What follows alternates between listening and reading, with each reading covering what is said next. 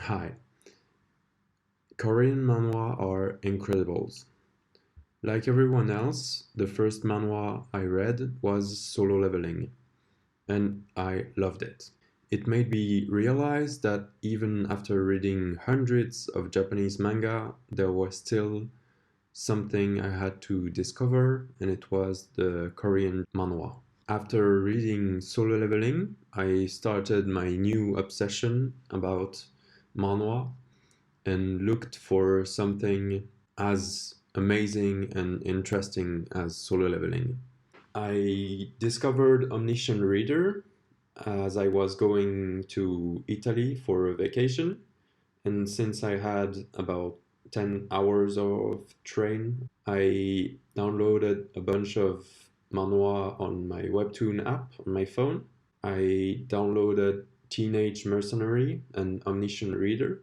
In the train, I started reading Teenage Mercenary, which was incredible. After arriving in Italy, I still didn't have any Wi Fi, so I finished reading Teenage Mercenary and then started with Omniscient Reader. The first time I read Omniscient Reader, my initial impression were unenthusiastic. It wasn't exceptional, but it was fun and kind of cool. So I continued to read because I had frankly nothing else to do. A few months later, I was back in Switzerland and I was looking for something to read. As I saw on Webtoon that a bunch of new chapters appeared, I wanted to start from the beginning because I didn't exactly remember everything.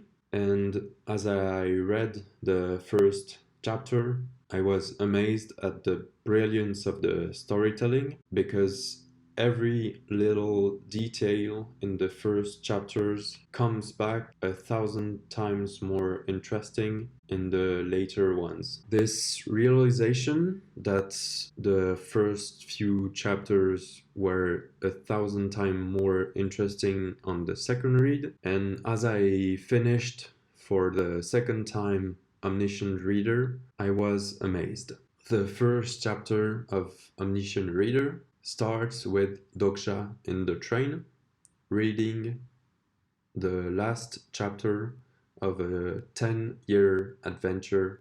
Omniscient Reader is about Doksha Kim, who loves to read web novel and has been reading one for around 10 years. And as he reads the last chapter, it comes to life. He has to survive and follow the main character to make sure he doesn't die. In conclusion, I really liked this webtoon because the main character, Dokja Kim, feels human and really resembles me.